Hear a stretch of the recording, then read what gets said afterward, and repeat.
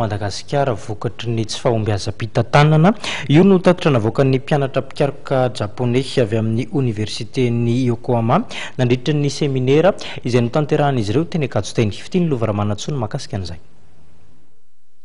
Miha-simba sy potika ny ala eto Madagasikara noho ny fitantanana tsy mahomby toy izany ihany koa ny tontolo iainana.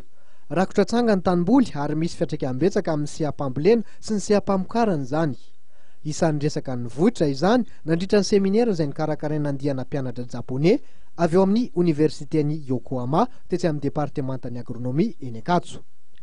Fotoana ihany koa nahafahan'izy ireo nanolotra ny vokatry ny fikaroana mikasika ny tontolo iainana sy ny ala izay notanterahany tany an-dapa sy ny faritra Ambatonazaka hatramin'ny 17 oktobra lasa teo.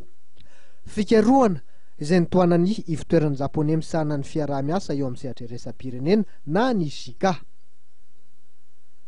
Avy amin'ity fikaroan'ity no andinihana ireo tetikasa izay azo tanterahana mikasika ny fiarovana ny tontolo iainana eto Madagasikara amin'ny ankapobeny. Isan'izany ny fiarovana ny nofotany sy ny fitantanana ny alina eto amin'ny nosy araka ny fanazavana nomenanay nandritra ny fotoana. Ny JICA hatrany no anohana izany tetikasa izany.